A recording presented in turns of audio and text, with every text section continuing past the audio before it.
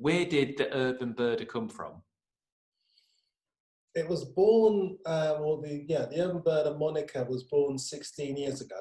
And basically I was invited onto, I had an email from the BBC asking me if I wanted to go on Springwatch to talk about watching birds on my then local patch, Wormwood Scrubs.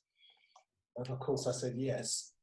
And then the night before the shoot, I went to a salubrious hotel in Acton, West London. And for those who know Acton will know that there's hardly any salubrious hotels, if any, in Acton. So some dump really. But anyway, I met the crew, and the director said to me, "Tomorrow I want you to go out and be yourself and tell us what you know and not worry about it and enjoy it," and all that sort of stuff, which was fine. And then she then asked me, "Can we film you? Can we actually do like a little sort of teaser with you, And I'm thinking, really, me? So I remember going home and I was pacing up and down in the kitchen thinking, what can I say? What can I do, to make myself stand out in this screen test? I thought to myself, I'd love to be like another David Attenborough, clambering over rocks in the Galapagos and ploughing through jungles in the nicest possible way in Peru.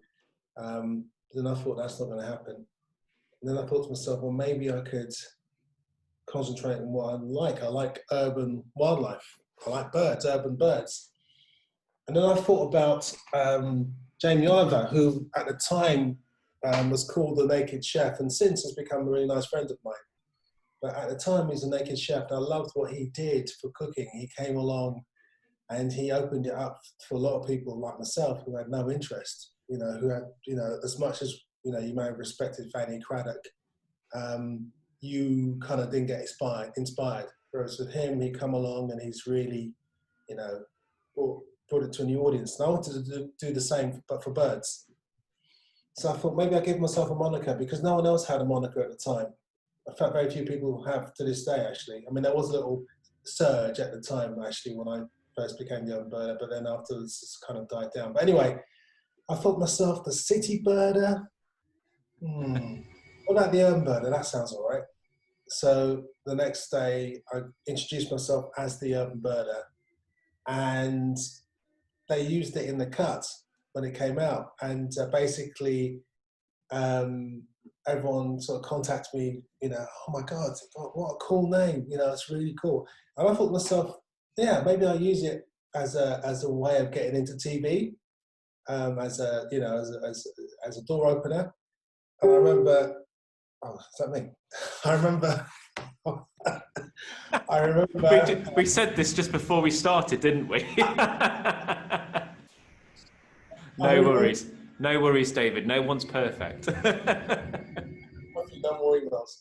I remember going. What was my?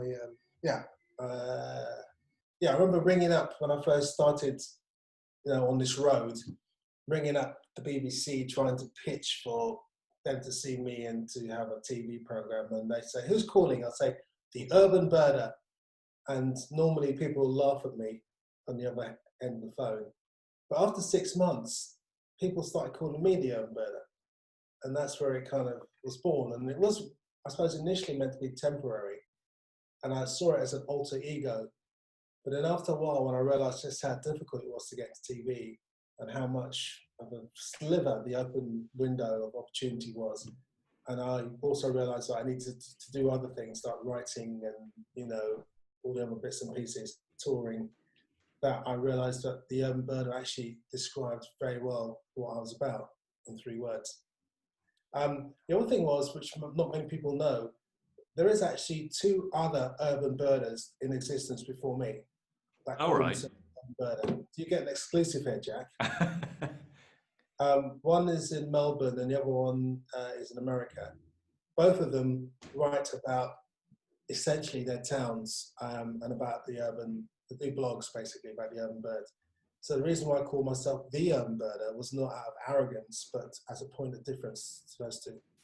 Have you had contact with those 2? Yeah, the one in Melbourne, I don't know if he exists anymore in terms of doing that, but the one in America, I've actually, we're Facebook friends. Oh, great. Can you just say, can you hear stuff going off in the background of me? Because I've got the plasterer upstairs drilling and stuff. Is any of that coming through my mic? No. No, okay, that's great. Then I kept muting my mic on and off as you was talking because he was drilling. But if you can't hear it anyway, then that's absolutely fine. Good Yes. stuff. I will chop and change this to make it look somewhat professional. Um, so does it bother you at all being typecast with urban birds? Because I know you posed a similar question to me about being lumped with fish all the time, which I don't mind too much. But is it a grinding thing for you, or do you kind of embrace it? Like, what's your thoughts? Well, I think at the time I was aware that it would mean that I'd be typecast. My background, by the way, is in advertising and sales and marketing and stuff like that. So I'm very used to stuff behind the camera.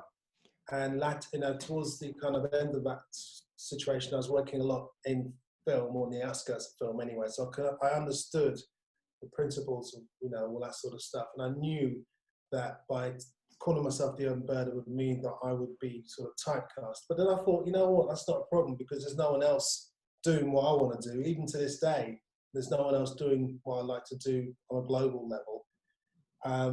And, I knew that a lot of the media, they are very they just think in boxes, and they don't think really creatively. So they kind of just think you just do urban and that's that. But I think over time, people have realized that, you can do other things as well. But even so, they're still typecast you initially in urban, which is fine. But the thing is, I'm not here for TV.